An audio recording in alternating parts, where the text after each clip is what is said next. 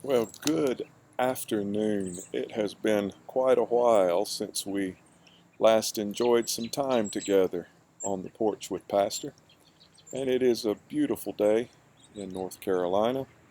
So I greet you warmly from Western North Carolina. I was checking the archives and I discovered that I believe our last On the Porch with Pastor episode was April the 30th of 21, which was 6 months ago. Can you believe time flies? As a matter of fact, I think our last installment was Life is Short. And indeed, we have proven it because it seems like just a few weeks ago that we were together on one hand, and then on the other hand, it seems like it's been forever. I want to greet my friends out in Oklahoma watching. I want to greet my friends in Tennessee watching. I have some friends in Kenya that watch. Want to greet some folks that watch from other parts of the Carolinas and Tennessee, Georgia, and the Southeast at large. I'm currently not aware of any on the West Coast, but if you're on the West Coast and you're watching, just post us a little note of encouragement and we'll greet you too on the backside. Oh, by the way, if anybody wants to do some product placement, I'm open for that idea.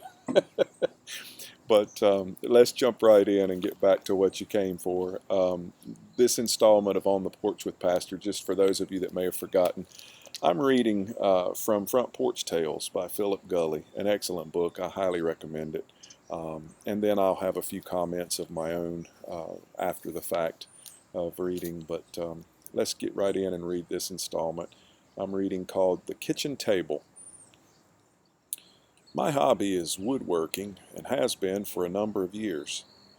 My foray into wood began when we needed a kitchen table and my wife suggested I build one. We were low on money and I was between college and graduate school and had the time.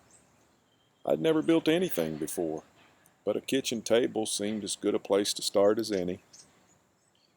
My grandfather had a workshop set up in the family barn. I'd go there in the morning, turn on the heater, and walk around sniffing the workshop odors. Grandpa had lubricated the drill press once a month since 1950, and I could smell nearly 40 years of oil buildup in the corner where it sat. Over by the table saw, I smelled sawdust. After a while, I became a sawdust connoisseur and could tell the difference between pine sawdust and cherry sawdust. There are few scents more pleasant.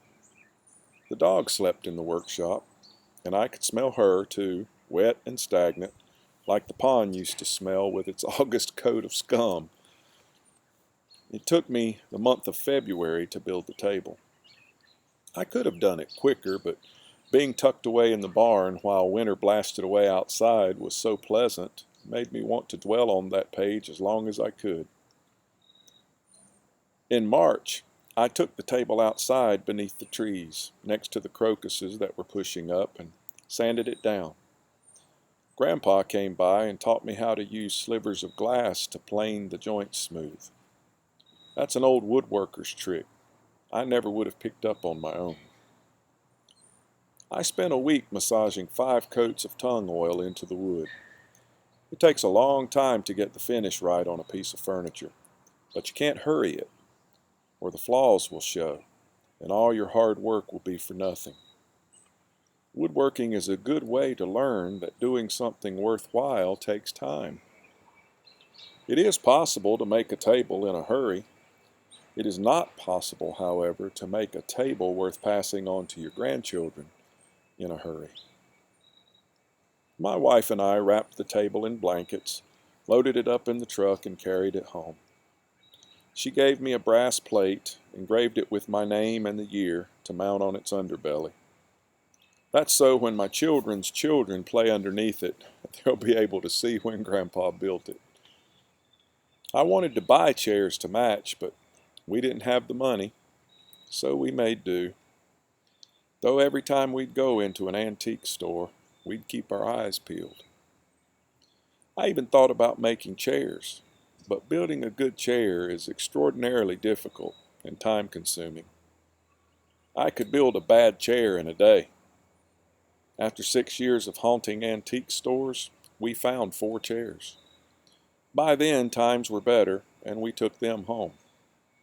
Each is as fine a chair as can be had, and I intend to enjoy myriad ears of July sweet corn while sitting in them.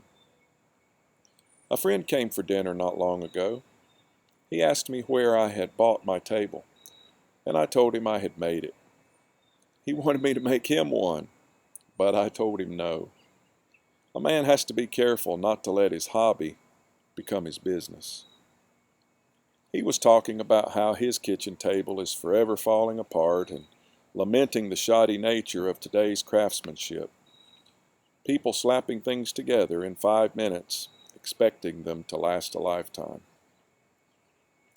We got to talking about how that isn't only true about furniture, it's true about life. Folks get discouraged because God doesn't make them saints overnight. They don't understand all the years of God work that go into making one's life a thing of beauty. A lot of shaping, a lot of smoothing, a lot of finishing. And if we rush the process, the flaws will surely show. Once a week, I rub a coat of lemon oil into my table. It reminds me that my table is never really finished. Kind of like me. I was reminded of the content of this installment just today as I was having lunch with a dear friend. And we were reflecting on the years we've known each other and the work of grace that God's done in us each over that time period.